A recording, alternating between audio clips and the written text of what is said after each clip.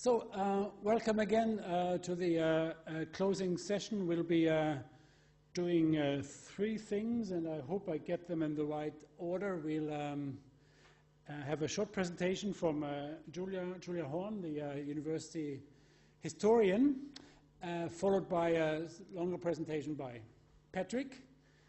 But we know Patrick, he'll be dynamic, it'll not be... Exactly, and it'll be really short, and then we'll do the poster awards and final words. So to make it come to the point, so welcome Julia.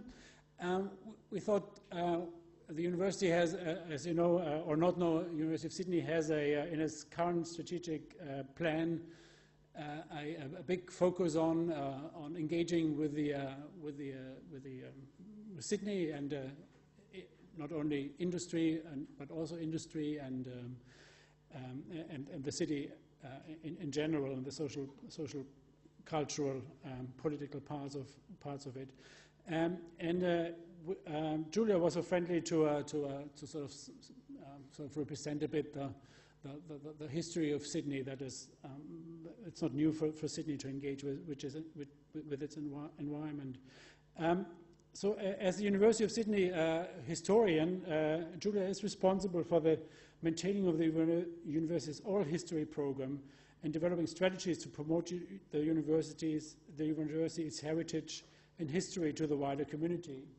And she will also say a bit something about her own experience with engaging with industry in Sydney. Over to you, Julia, and thanks for coming. So thank you very much for having me. I feel a bit like an imposter or intruder, so you have to... I'm not a very IT literate person, but I love it. Anyway, before I begin, I'd like to acknowledge and pay respect to the traditional owners of the land on which we meet, the Gadigal people of the Eora Nation.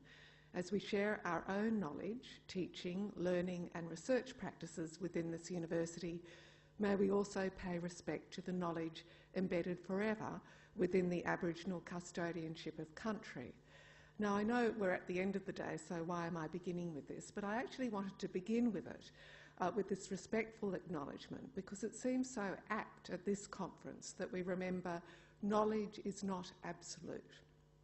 Most of us are familiar, I think, with the term new knowledge, but perhaps we should also adopt the idea of old knowledge to refer to knowledge that has been, say, displaced, perhaps or lost, perhaps through colonial dispossession, or even put aside and forgotten as the generations move on from one to another, and the excitement of something new attracts the younger generation, and knowledge from older generations is sort of put aside. And it seems to me that looking through the program today of talks, posters and keynote addresses, that an underlying theme of this Research Fest has been different knowledges speaking to one another, and that within such a conversation, the hope, I think, is that true innovation may actually emerge.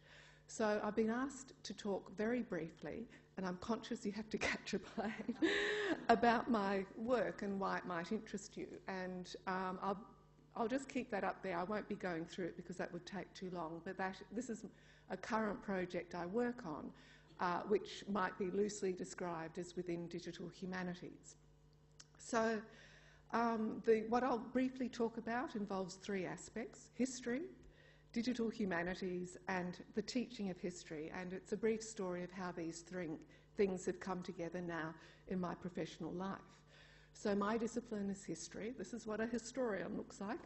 And my natural comfort zone, I have to admit, is libraries with paper-based books, archival collections where I can pore over old letters, diaries and photographs, and while, I often hope an archivist sort of flutters around in the background, retrieving archival box after archival box, and often gives me a sharpened pencil so I might write my notes and not destroy the records with a pen. That's the lot of a historian. But of course, in this digital age, for a while now, I've become really interested in how IT and historical expertise might intermingle and what benefits this might result in. So with the help of IT specialists, along with archivists, historians and other colleagues, I've put this interest into practice. And the latest project I'm involved with is Beyond 1914. So this is the front part of it. It's a really large website which you can have fun going around. It involves maps and biographical information and so forth. Its back end is a database that's based on a really wonderful archive of the personal papers of over 2,500 University of Sydney men and women who served overseas during the First World War. And what this website does is to combine this digital archive of their personal papers with a large database of information about each of those 2,500 individuals. As a historical toolkit, it needs really the flexibility to expand as new data sets emerge, so we get new information to put it in, and also, because this is what historians find happens all the time, from week to week you can have new questions that you want to ask of your data, as it were. Not that data is really a term historians ever use, but it needs to evolve and cope with that. And we use a software system called Hurist, which is good because it's been created by people who understand that these things need to last for much longer than, say, 5 years. So it suits a historian who wants to keep working on it.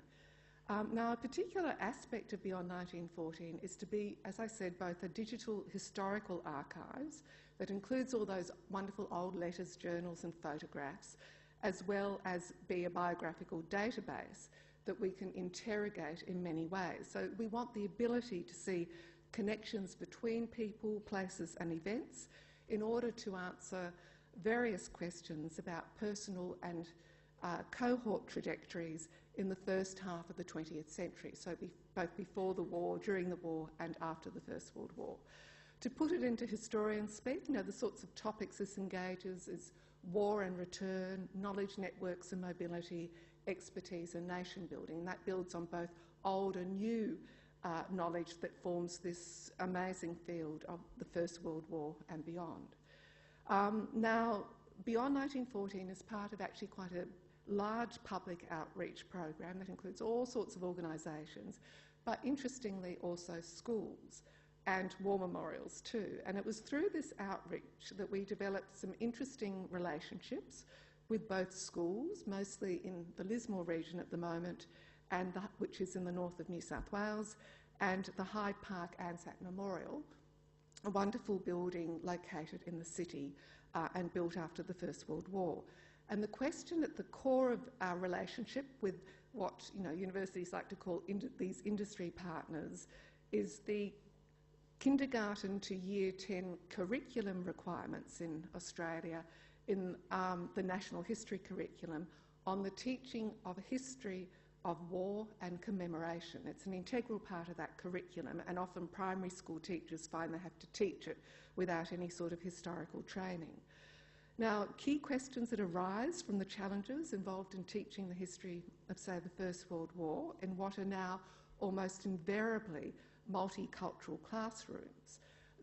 These are really confronting teachers, particularly in primary schools. This notion of Anzac, which may not be familiar to some of you, but which is essentially, if you're Australian, particularly of my generation, you'll know that's what the First World War is supposed to be. This website's trying to go beyond that mythology, but it's a very strong concept amongst many Australians. And in the modern classroom, now students come from such a variety of backgrounds, cultural and ethnic, that for some, the idea of Anzac as being symbolic of the First World War is actually quite alien. That's not something that they have grown up with, but for many of their playmates, it is deeply embedded within their family tradition. So this presents, in fact, a problem for many school teachers. And how does a teacher accommodate these sorts of different knowledges of war and while still retain a constructive and supported learning environment? I'm not answering that question today, you'll be relieved to hear, but I'm just saying that's the sort of project that evolved out of our partnership relationships. And it's through these collaborations which also, most importantly, include colleagues from Peter's School, from the Sydney School of Education and Social Work. We're developing a professional learning program that integrates various expertise, such as the world of digital humanities, so this is a major part of it, via our website, as well as the weird and wonderful ways of historical thinking, and a creative pedagogical practice that uses both dramatic and conventional techniques to impart historical knowledge and skills as required by the curriculum. So in some ways it's a mixing, if I go back to how I began this, it's a mixing of both old and new knowledges rather than the subduing of one by another. I think it also addresses the question facing many educationists today as to the meaning and possibilities of this term flexible learning environments as a truly constructive way, we hope, or approach to learning and teaching. And it seems to me that this is precisely what the Centre's, this Research Fest is all about. That is, to examine innovation in teaching practice that arises out of collaboration between the disciplines, between old and new knowledge and skill sets, between the expertise of academics and their industry partners, and perhaps most importantly, that constructive translation of all these relationships that are going on into the classroom, how they might be used there constructively, be they in schools or higher education. So that's the end, so that Patrick can come on and then fly to the airport. So thank you very much. Thank you.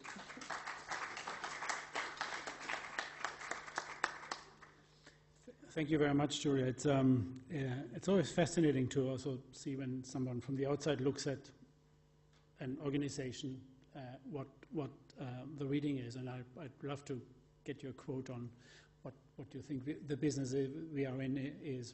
Did I get it right? No, you did get it right, and maybe righter than we do sometimes. Thank you very much. I don't want to spend a lot of time introducing Patrick. Most of you will, a good few of you will know him. It's really worth Googling him. So Newcastle is Newcastle upon Tyne, the Open Lab there until recently. Now Monash, Melbourne, so much closer to us, which is good. Because it's pretty much impossible to sort of within a minute or two say what he has been doing over the last years, I just won't do it. Just use Google for that. Not now. Now you have to listen to him, and he will talk about a couple of things that are on his mind and has been doing over the last years. Over to you, Patrick. Wow, we're talking about learning spaces. Everyone's so far away. Yeah. I get that. Yeah, do you know what? Okay. Yeah, I'm here. So, gosh, you're all the way up there.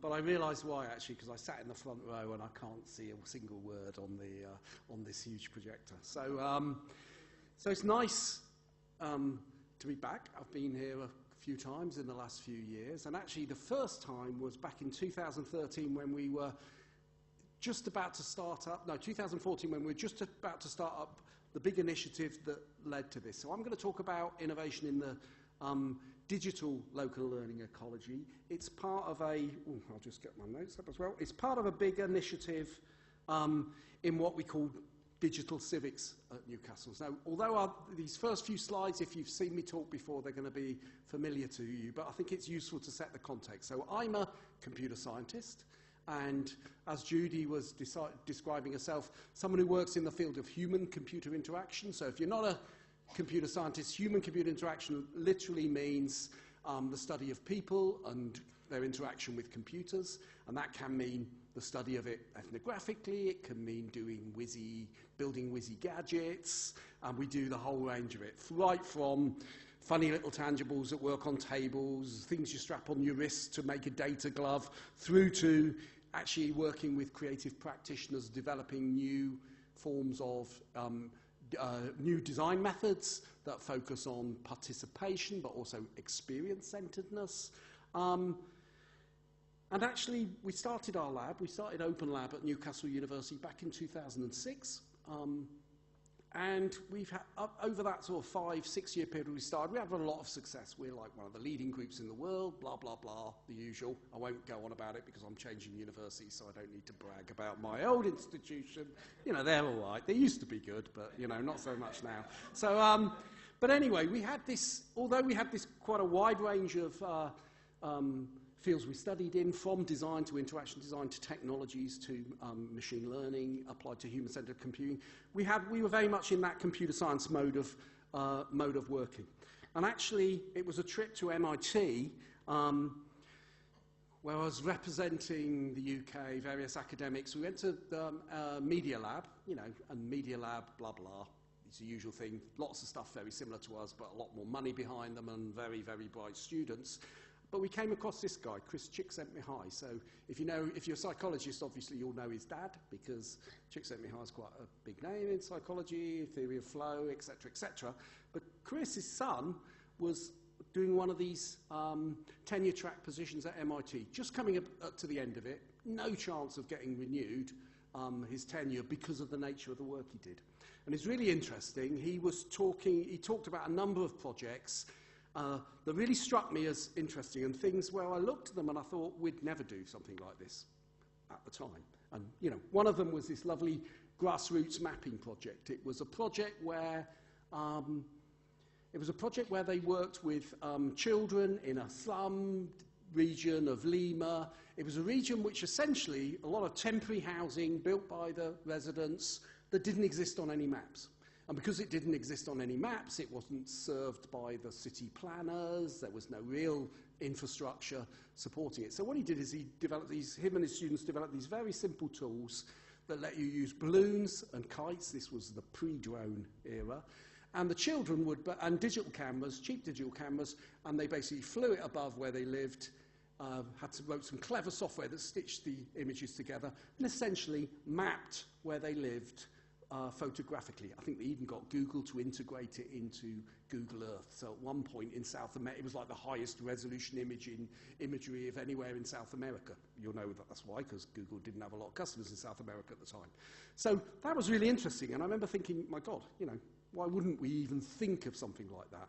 And so we invited Chris over in 2012. Yeah, so it was 2010 we visited, 2012 to Newcastle to be our keynote speaker at a big ACM conference. That's the big Computing Society conference on designing interactive systems. And what he did when he came there is basically, very politely, completely unpicked our discipline of human-computer interaction, of how computer scientists think about people. And I sort of paraphrase it as Chris saying, we need to think about citizens and not users. So in computer science speak, a human being is a user. It's a human being who uses a computer.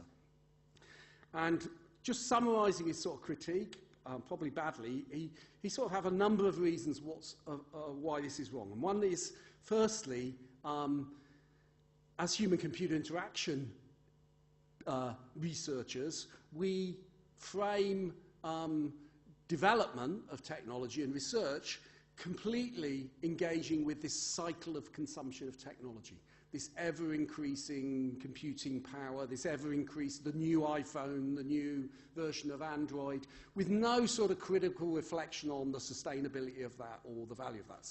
So that's on the one hand. On the other hand, there's a lot of implicit assumptions in HCI about the sort of models, service models, business models, if you like, by which the sort of services we generate are going to operate. Essentially, very sort of narrow, neoliberal or commercial models of sustainability, which, fine, there's a space for them, but there's no whole spectrum. We're down one end of the sort of commercial model, not looking at cooperativism, not looking at solidarity, not looking at community. To be honest, not even looking at family. And if you look in human-computer interaction, the miserable failure of them to develop technologies for family, it reflects a certain perspective on what technology is. So that was a huge influence on us. And at the same time, we had a new Vice-Chancellor at Newcastle University. It was a guy called Chris Brink who came from South Africa. Actually, he was the Deputy VC at Wollongong, I think, as well. But he'd been VC at Stellenbosch University at a time when there was an integration of black students into a predominantly white and prestigious university. So I'm sure, you know, Sydney University politics don't quite compare with sort of trying to do a transformation program on that scale. And he came with this vision of what was called a civic university. Quite a popular term now, but wasn't particularly well talked about back in 2007, 2008 when he came up with it. And it wasn't popular with academics. I remember talking to senior managers at our university saying, "Oh, civic, that sounds so parochial. We need to be world class," you know. And what he meant by civic, of course, is a couple of things. One is that local vision, which is thinking about what is our university as a anchor institution in our region, but also thinking about what are we good for? And that's different to being applied, doing applied research, thinking about what are we good for in terms of the knowledge that we generate and how we engage with grand challenges in society. So these were two very influential factors, and we literally reconfigured our whole research program. Wrote a couple of big grants. Great thing about the UK is there's good funding for cross-disciplinary research. So we got a doctoral training centre that funded 55 PhD students. We got a digital economy research centre that funded 25 postdocs. So massive activity all around this concept of digital civics. And digital civics means for us thinking about the role of digital technology in scaffolding new forms of participatory citizenship. So that's basically, we talk about this idea about moving from relational models, of moving from transactional models of public services and interaction between the state and citizens to what we call relational models. This is a very, you know, marketing-oriented term, relational, but you can think of it in simple terms as sort of not services, data flowing from citizen to state and services done to you, but thinking about how can we think about leveraging people's knowledge, leveraging people's experiences, promoting the sharing of those, their resources, and building trust between, not just between citizens as the state and businesses and the third sector. And digital civics means what is the role of digital in terms of doing that? So I'll use my usual analogy if we're contrasting relational and transactional of a bus service on one hand. So if we think about mobility, a bus service is a transactional model of mobility. There's a timetable, there's fixed stops, you engage with that bus service, pay for it with your smart card or whatever, and that's it. That's your model of mobility. Now, when we think of Uber, and don't for 1 minute let me think of Uber as a civic, even a force for civic good, a civic organisation, but you think of what Uber is, it's a relational model of mobility. So what it does is it frames mobility as people with mobility needs, people with mobility capacity. How can we broker the need and the capacity? How can we build trust? This is the theory, of course, to build trust between the drivers and the passengers. And how can we use digital to sort out these awkward moments of where trust building is critical, such as the financial transaction? Of course, any service where giving someone a 4-star and a 5-star is an existential threat to your livelihood doesn't really fit into the civic model I'm quite envisaging here. But I think when people talk about an Uber model of X, they don't mean Uber doing it, they mean this sort of relational model of that service. So actually what we then did is we said, okay, let's look around our place, let's look around where we are, look to local government, who are sort of state actor, and the large areas of expenditure or the significant things. And of course, adult and child social care, that's one area we work in a lot. Democratic services, so these are the sort of consultation services or ways that citizens get involved in government or decision making. Public health, I should probably get rid of that sort of fat kid on a couch, but you get the idea. How can we think about the health of the public? And of course, education. So for most local authorities in the UK, 30 to 40% of their budget is spent on education. And we do this, of course, knowing nothing about these fields. So we engage with other researchers in these areas and try and formulate these sort of not just multidisciplinary, but cross-disciplinary approaches to it. So what I'm going to talk about today is some of the education bits. And of course, in order to think about how, when we think of relational models of education or technologies, we're obviously going to look to what is the state of education in the UK at that time. And I know nothing about the Australian education system, but basically the UK education policy looks like this. We've we suffer the consequences of the Blairite, the Labour government, new public management approaches, which essentially means constructing league tables for schools against narrowly framed performance metrics and expecting schools to compete under the banner of parental choice.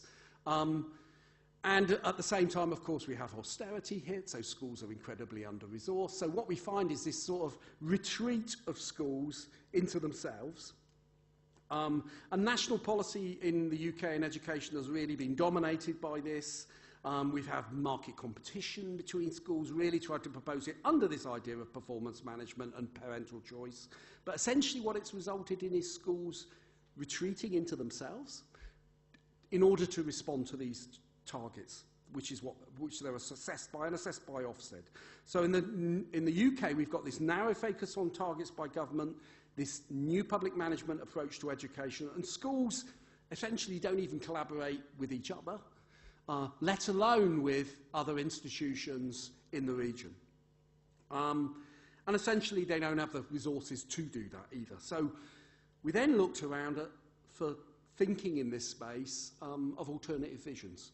And I don't know if you know the Spurs and Hodgson work on local learning ecologies, but this was work published in 2014. It was I've got trying to work two screens here. It was an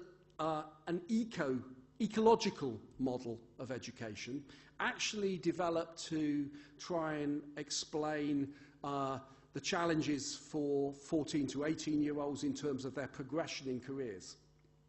And like all ecological models, it has these sort of four levels. This micro level of thinking about the individual learner, a meso level, the interaction with professionals and professionals' interactions with each other, and exo levels, schools' interactions with institutions, and of course this macro level, which is the sort of national policy level.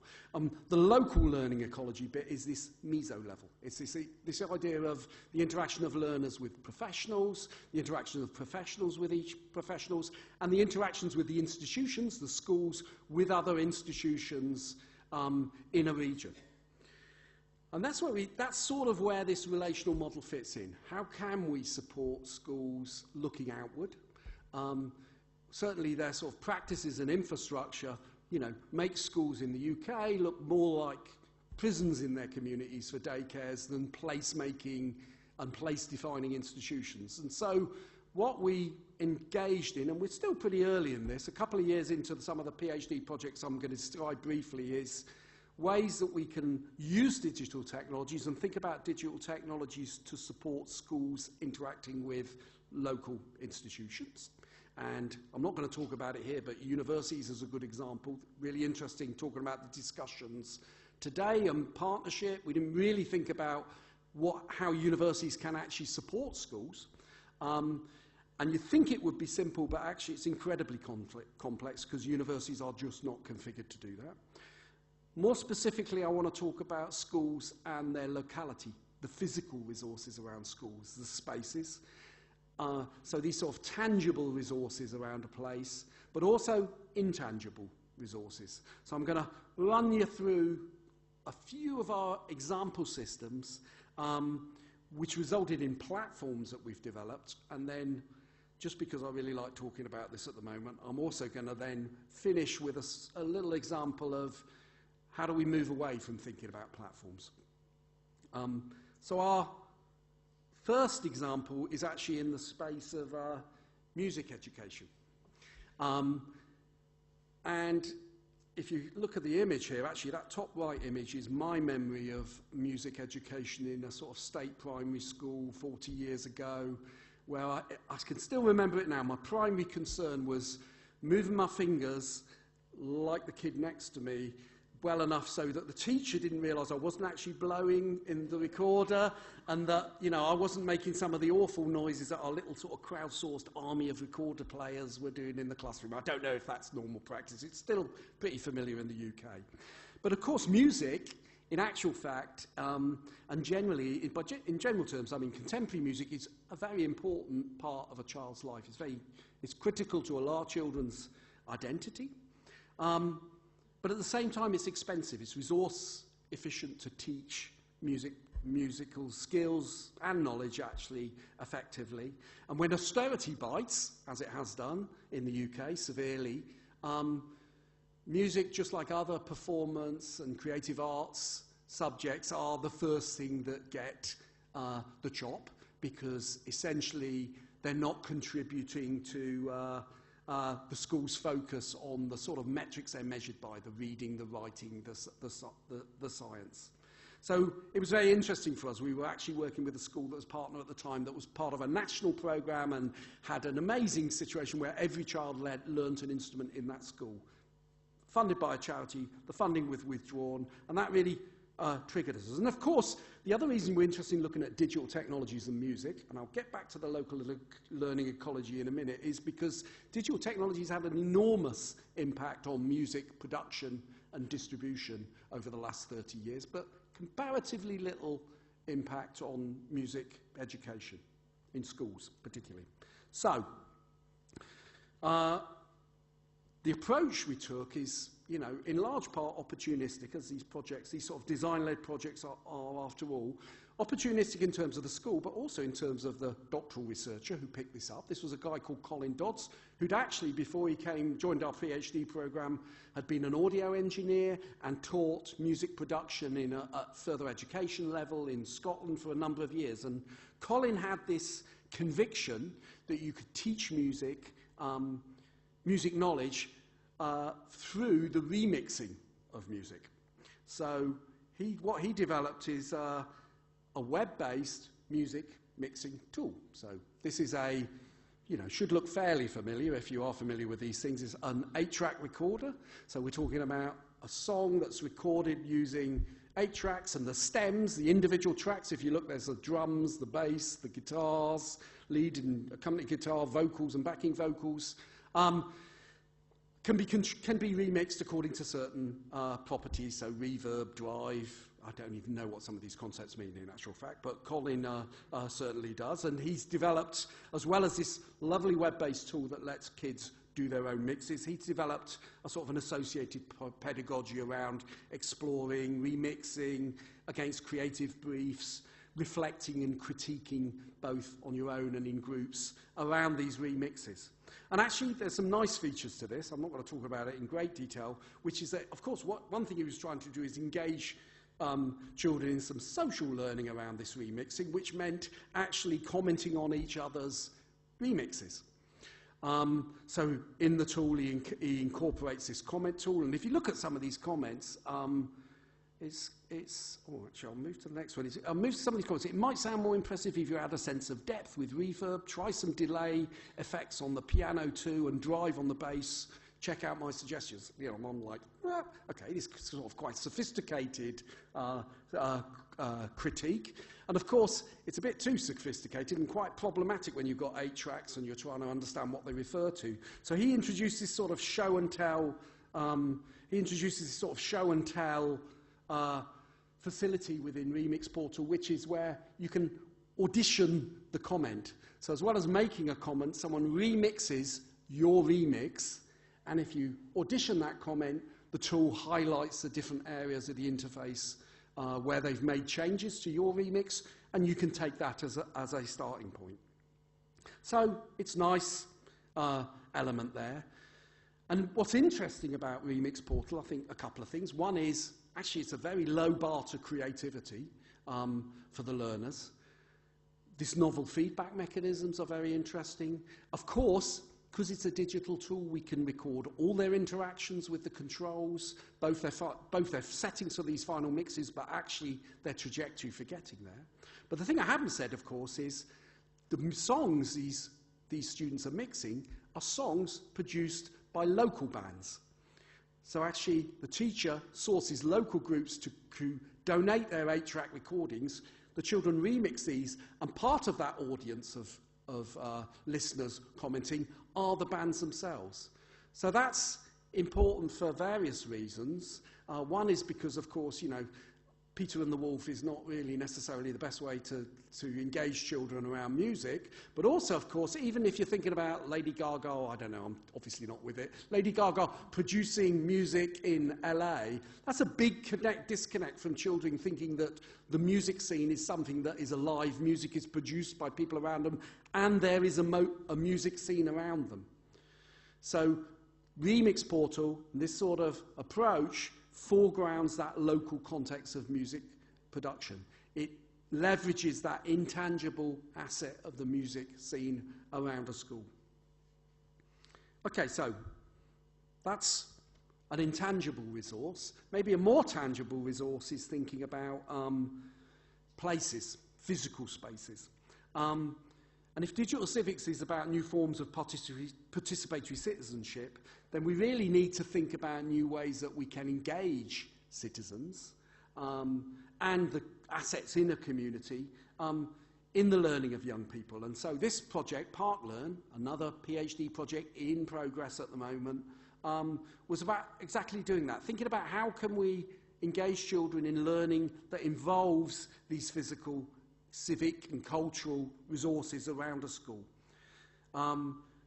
How can we actually infrastructure members of a community participate in creation of learning sources? So actually, like Remix Portal, this one again is a little bit opportunistic, in one part because the doctoral researcher was a game developer, and of course if you know game developers, they just want to create game-like engaging experiences.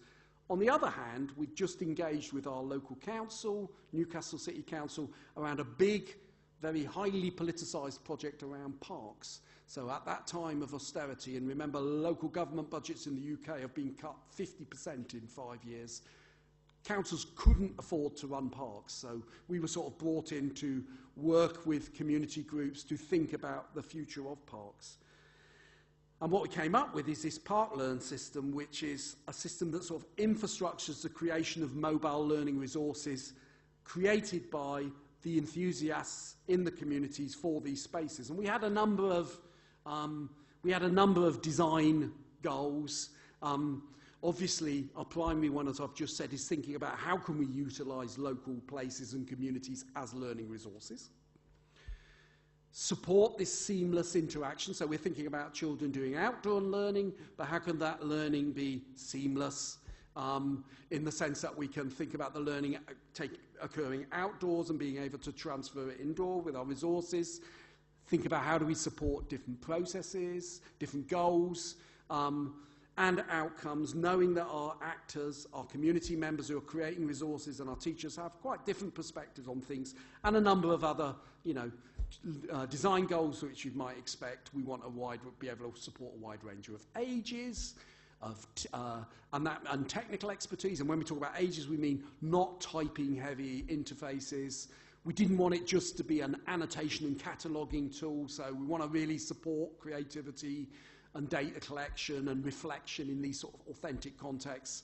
And of course, knowing schools are resource limited, we want very seamless sort of move from one child learning to another. So we essentially developed a mobile application, ParkLearn, that allows this group-based learning outdoors. So essentially what happens is our community volunteers, and these are volunteers associated with these spaces, can create learning activities. And ParkLearn users create these activities in the, actually what we call activities, essentially things that look like a typical school worksheet, but they're made up of these smaller modular tasks, which we call actions.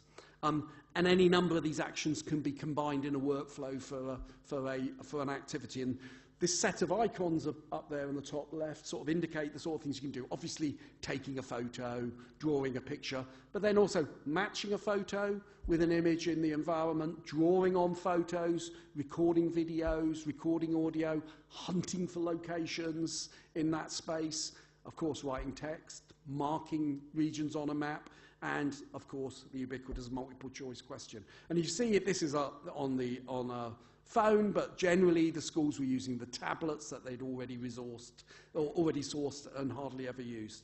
And the activities can be sort of public, or they can be private activities. So the public ones would be activities that would show up on these learning groups' feeds, or they might appear when they're close to specific locations. The private activities could be shared through codes to the students, or actually, in many cases, our community volunteers would actually create physical codes, QR codes they could print out on the website, and the children could scan them and engage with specific activities at that location. So when the learner finishes, these results are uploaded. We have the usual sort of nice technical things. We wait till you get to Wi-Fi to upload. We can wipe these systems quickly to allow you to move between students to share the resources. So, like I was saying, actually, in the UK, we'd hit the time we're developing this is a time of huge austerity, actually. And so we were engaged by the council not to develop an application for parks, but actually to engage communities in rethinking about what the new economic and business models for running parks by councils would be. And so we ran workshops, Twitter hours, a whole set of sort of large-scale engagement events. And what we discovered that there, through our sort of working with several hundred people, is this huge enthusiasm for the park as a commons, if you like, as a civic resource. And actually just discovered that there is this huge body of people out there that engage voluntarily in the running of parks, in their physical maintenance. But what they lack, of course, is an infrastructure an infrastructure beyond the physical, so this digital infrastructure ParkLearn constitutes to engage organisations like school, organisations like learners. And I think crucially, it's not just about these volunteers creating learning resources for schools. They wanted to create these learning resources through ParkLearn actually to sort of project their civic values. So if you think of this example here where he has a marker on a bench, you know, a kid can scan that, but it's what the activity that follows. You can ask a child, you know, why is there a bench here? You know, who would use this bench? You know, who pays for this bench? So you can engage children in the sort of civic discourse of the provision of this facility. And, you know, much like all our work, all the sort of work on notions of commons, something like ParkLearn is sort of another way, the creation of content for something like ParkLearn is another way of tending to that commons. So, we've talked about Remix Portal, so that's our sort of engagement with an intangible asset, if you like, our local music scene, or ParkLearn, our engagement with the physical assets around a school. Our third example is Gig Academy, and this is a return to our music theme, and again driven by a couple of things. Actually, the thing that really kicked this off is Peter's fault, although he can't take any real credit for it because it was completely an accident. When I first came and visited Sydney, he was telling me about a EU project he was running at the time, it's finished now, around 21st century skills. Something in my sort of ignorance as a computer scientist I knew nothing about. So learning innovation, skills, digital literacy, career and life skills. And I particularly remember one aspect of this you were working on at the time, which was this idea of teaching children in school skills about meetings. So planning meetings, running meetings, and I presume actioning the outcomes of meetings. And I remember thinking, you know, that is amazing, you know, because, you know, I spend most of my life in meetings, of course, and not just my meetings in work, my engagement in political parties or civic groups outside work. It's such a core skill that we're taught nothing about. And so we at that point we're looking around thinking about, all right, we need to think, let's think about 21st century skills. At the same time, we had a PhD student who just started with a master's a couple of years ago, called Rebecca Nicholson, and she had been a teacher, so a drama and music teacher in a school for 5 years. Dropped out to join our digital civics program. I think, you know, probably like many teachers, to think about using a PhD as a way to do a sort of practice-based approach to developing pedagogies and activities she just didn't have the capacity to work on in school. And it was interesting, actually, the 21st century skills, this discussion about meetings. I remember it reminded me of a conversation I had with the head of design for the Government Design Service. This is the service in UK civil service that do design for the website, the award-winning UK government website, gov.uk. And I remember talking to her about, you know, if we want communities to do more, if we want people to do more, we need to infrastructure their organisation. So maybe give them an opportunity, you know, create resources on the government website that helps people minute meetings or create agendas. And she's literally said to me, that's not our job, is it? You know, so essentially I think this framework, the idea of governments thinking of themselves as infrastructuring action in community is a long way from current thinking. So in simple terms, what Gig Academy is the idea that we can use arts event planning, in this case music events, to improve musical knowledge and skills as well as 21st century skills. So what Rebecca did essentially is came up with a format for learning where the children themselves plan and run the production of a music event for a local band. So that means the band liaison, engaging the band in the first point and commissioning for the date for an event, doing the lighting, so that means the lighting planning, the delivery of the lighting at the event, the sound engineering, so that's miking up, you know, planning that, miking up institutes, mixing it live, the social media promotion of the event, even the merchandising that goes with that event, and of course having team meetings in all these dimensions and running a production office that integrates these different functions. So that obviously is quite a stretch, you might think, for a class of, you know, whether it's 12-year-olds we ran in one example or 15 and 16-year-olds in another. So we have various tools to scaffold that activities, from templates for things like the promotional material, to to-do lists for actually venues and planning marketing, to agendas for certain classes of technical meeting, to, of course, the odd expert workshop where someone would come in and train them up on lighting mixing desks and sound mixing desks. And of course, in that, what we do is, obviously all the children are not doing all the activities, and we divide a class into 4 teams. So one that manages the front of house, one that manages the back of house, one that manages the sound production, and one that manages that lighting production.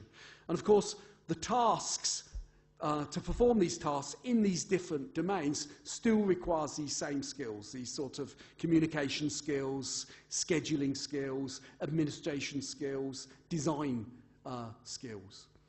And of course, for those, we can also develop rubrics for the assessment of those. So if we take that design skills, we can think of that progression from sort of novice to a worker, functional to an expert, through the different aspects of design, you know. So characterizing design problems, coming up with alternative designs, evaluating ideas, and actual final submissions of design ideas. So we can sort of, even within this, what seems like quite a non-standard activity of planning and delivering an event, we can come up with comparable rubrics for assessment of children engaging in what superficially might seem as quite different tasks. Then thinking about the digital, of course, well, you know, in our first example, we have this sort of web-based mixing portal, quite a complex piece of technology on the back end. Our second one, we develop an app, as we do with all mobile learning. Again, a huge activity. In this case, we just use Basecamp. So if you don't know, Basecamp's a project management, communication tool, free for use by educational institutions, and of course, a great source of data of the communications with team members with each other, requests for help from the teachers as well. So essentially, we can infrastructure this sort of event planning through the use of these essentially off-the-shelf tools. And actually, interesting, the first event we ran was in the summer. Rebecca did it as part of a master's thesis, and we ran it as a summer school. So a one-week activity at a well-known music venue in the city. Spent a few £1,000s actually on the production of it, because she needed to get it done for a master's. More recently, she finished it a few weeks ago, was running a 10-week activity in a school with a BTEC, so that's a music production module, 2 hours a week, and the students delivered the music event with a local band in that school. And interestingly, in the one they just ran, they even charged for admission, and I think they made £100 profit. So I don't know, maybe this is like even a sustainability model for music production. But of course, the point I'm getting at when I'm thinking about technologies and the local learning ecology is here you're not just leveraging local bands for music, children understanding music is produced in that local music scene, children are actually contributing to that music scene and learning a lot of critical skills in the process. To be honest, I think if I'd done this, if I'd been a student at school and planned a music event and delivered it externally, it would be something I'd remember for the rest of my life, I'm sure. So, interesting formats. But of course, that last point, this idea of let's not develop a new system, a new piece of technology, let's just use an off-the-shelf system, that actually is the final sort of point I want to hit on, which is this idea that maybe we should be turning to off-the-shelf technologies. We work with sort of certain characteristics in digital civics. We work in this place-based way, we develop open technologies, we use very participatory methods. So all these approaches are designed with our school partners. But actually, we nearly always come up with what these participatory platforms. Another platform or app, you'd need to remember the code to your username and your password to log into, and you wouldn't go there for any other reason to do the activity that we've designed for people to do. So what's the alternative to that? Well, what I want to talk about is a last example, which is some work we did with the Red Cross. So this is an example where we're working with the International Federation of the Red Cross and Red Crescent Society, so that's the IFRC in Geneva.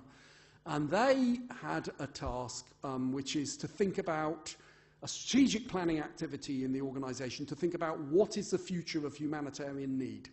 Okay, so what in 2030, how is Red Cross, how are they going to have to adapt as a humanitarian organisation to support the challenges that are going to face the world then? And of course, like all of these humanitarian organisations, young people are particularly important to them and they're interested in the views of young people. But of course, the Red Cross is like a sort of global civil service, a very bureaucratic, slow-moving organisation, lots of national societies which the IFRC have to broker between. So they wanted ways to engage young people quickly in lightweight ways, and the observation was that these young people use WhatsApp. So we thought, okay, we'll design an activity for these young people in WhatsApp, a future forecasting activity. And so what happened was the young people would sign up on the Red Cross website with their WhatsApp number, and as they signed up, we'd put them into groups, WhatsApp groups, with 4 young people and another volunteer from the Red Cross who'd set up that group. And as a young person was put into that group, we'd be giving them a role. So we'd say, you're the environmental scientist, or you're the technologist, you're the economic advisor, you're the cultural advisor. And over the period of 10 days, we set these groups 3 tasks. The first one, just a sort of icebreaker activity, come up with a name for your group, introduce yourself. The second task was halfway through the activity, they had to come up with a newspaper front story for the world in 2030, what the world's going to be like, with this future forecasting in mind. The last activity was to come up with a video of a report back to the Secretary General of the Red Cross about a Red Cross initiative in 2030. Okay, that's a tall order for 4 people who don't know each other, clustered together in WhatsApp. We clustered them geographically generally. But actually, we didn't just do that. So what we did is we had all these teams, these small teams of 4, and we also created bigger WhatsApp groups. So WhatsApp groups of 50 to 100 people, organised by specialism. So you'd be the environmental scientist in your team of 4. You'd also be in a environmental science WhatsApp group, and every couple of days we'd have a conference in that around ish, and that conference would be all sorts of things, soliciting young people to take pictures of environmental challenges, talk about new technology innovations, emoji votes on topics. And of course, the future guides, these are the people who created these groups of 4, they'd contribute to these conferences, and we'd have experts involved in these conferences as well. And what happened was we had incredible amount of resources produced by this sort of midway mark, the newspaper stories, the videos, and of course a wave of WhatsApp transcripts of interactions between these, I won't call them learners, these young people engaging in this future forecasting activity. So I think we ran a pilot, and then a couple of months later ran the actual activity, and we had just shy of 4,000 people engaging in this activity over these 10 days and generating this media. Devastatingly successful from the Red Cross's point of view, but from our point of view, it started making us think about, well, okay, why on earth are we building these virtual learning environments, these new systems, these new platforms, when actually, with a bit of imagination, we can think about these media and communication tools young people use already, and they actually reside in these, not in necessarily the default configuration, but thinking of them as materials. So if you think of something like WhatsApp, we have this notion of a group, don't we? But a group we can create multiple groups. We can have people in multiple groups, creating connections between groups. We can change the size of those groups. We can dynamically create and collapse those groups.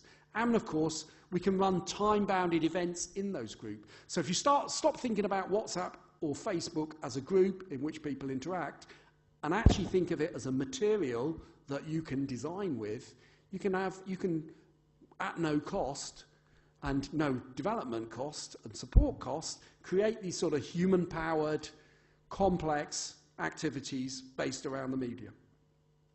Okay, so, I should have left that up. So, last thing is actually one of the outcomes of that Red Cross is they took the stories produced by these young people and actually produced the physical paper. This is a paper, it folds in half and then in half again and half and again, and actually distributed to all the 4,000 delegates at the Red Cross convention in Turkey last October.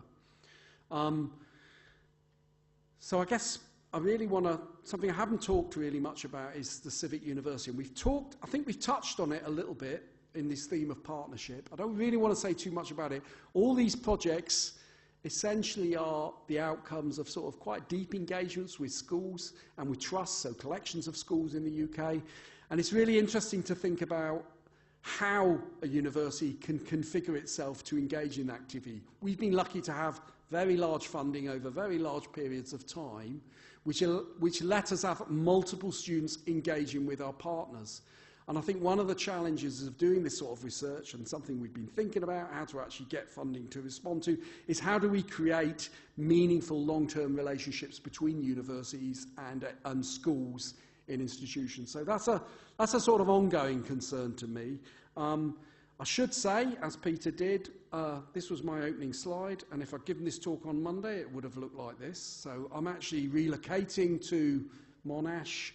I sort of have, but my first day is Monday, which means, well, we're going to be in the same time zone and only an hour's flight away. I used to commute an hour to Newcastle, so that's nothing to me. So if you're interested in any of these projects, it's a thin slice through our education activities, but there's public health, local democracy, a whole set of them.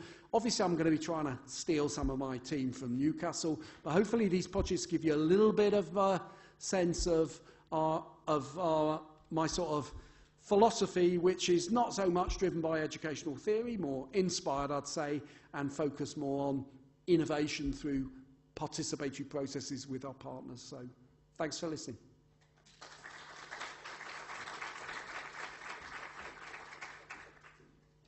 Thank you very much, Patrick, and thank you indeed. So I think you'll probably have a sense that I didn't say too much when I said Patrick is a pretty creative guy. And this is what, one-tenth, one-fifth, one-tenth of projects you happening in the open lab.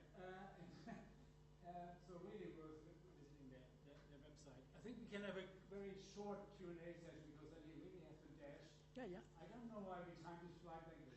No, it's my fault probably, yeah. Because there's a posted judge and we didn't want to have him booed out when The results are given. Comments or questions? We have a microphone too, but you can yell.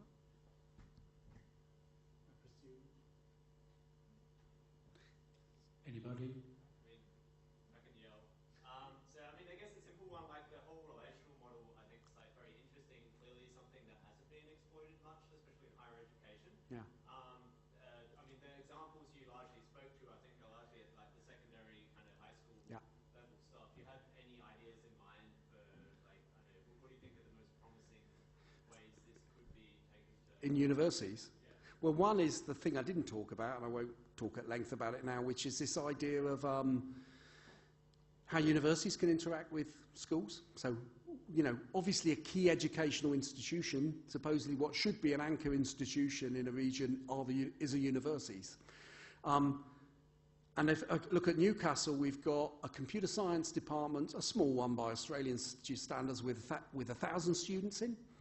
And you'd think that the schools within, you know, a 20-minute commute from that university would then probably be the, you know, incredibly well-resourced in terms of computing expertise. But of course they're not. We have these notions of service learning, students going into schools and maybe acting as a teaching assistant. But I think, for me, one of the challenges is we don't create any sort of notion of a student identity around their idea as an advocate of the subject they're studying. Yeah? So we actually engaged in a piece of work with the BBC, actually. The BBC, I don't know if people know what the microbit is. It's this like little computer, very cheap computer, developed by the BBC and Microsoft to let children do programming at very low cost. And they had a program where they said, we want students to come up with ideas for programming activities children could do based around BBC content, you know, the Blue Planet, Doctor Who. You'd think universities would bite their hand off to do it, and they approached the top 10 computer science departments in the UK. I think of the 15 students they ended up paying £500 to do it, 13 of them were from Newcastle.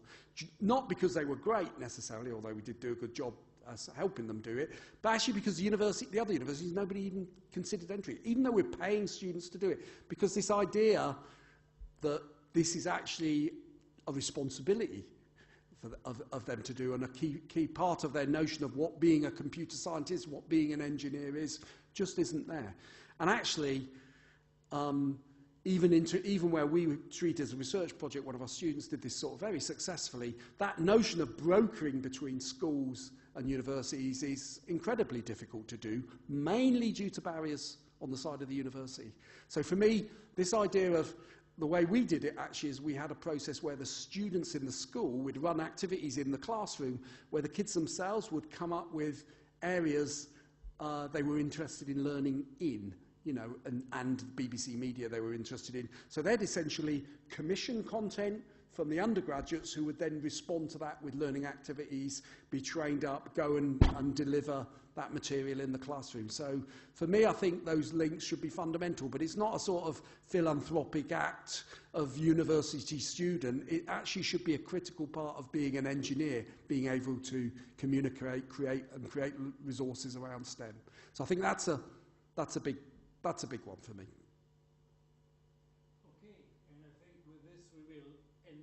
So to okay. allow Patrick to beat the traffic. Well, wait for that. And but also for us to end in time. Thank you very much again. Thanks. Safe flight back. Yeah, thank you. I'm sorry I missed the prize. The last two things I want to do is to announce the winners of the poster session. I start with the people's vote. The most votes by the people was for the poster Understanding the Impact of Flexible Learning Environments on Students' Well-being by Diksha Viyapur. Are you here? Yep, excellent.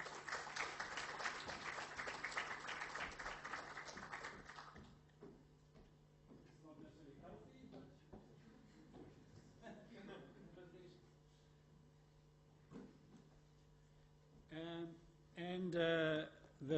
the judges vote, and that's Patrick's essentially.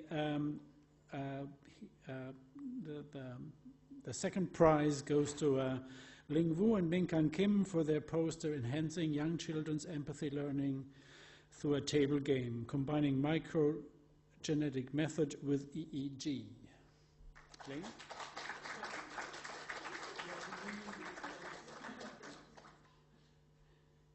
And the prizes are all the same, so that there's no... and the first prize in the eye of the judge goes to Elizabeth Black for her poster Learning to Learn with Others Through Collaborative Modeling, CSCL Design, Facilitating Successful Collaboration and Knowledge Advancement. Is Evie still here? There she is.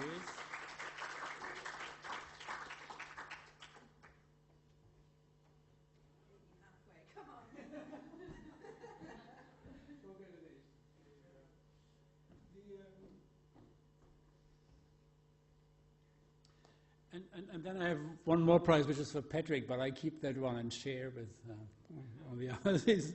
He's gone already. The last and definitely very pleasurable job for me to do is to say some thanks.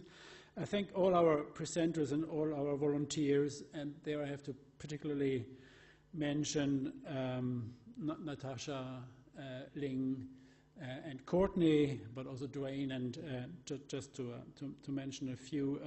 Typically, without our PhD students and higher degree research students, considerable investment of time and effort, these things don't work. Like the whole center doesn't depends on its members' impact.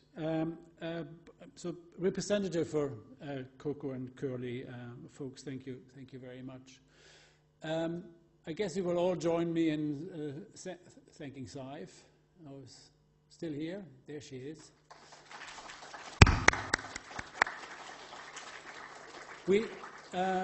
Saif has been organizing larger events for us, but there's some magic number. As soon as more than 20 people, it's the same work as for 200 in a way.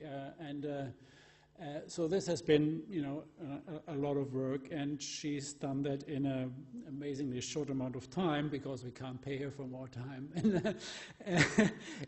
which is quite extraordinary. Don't tell anybody else how that's done.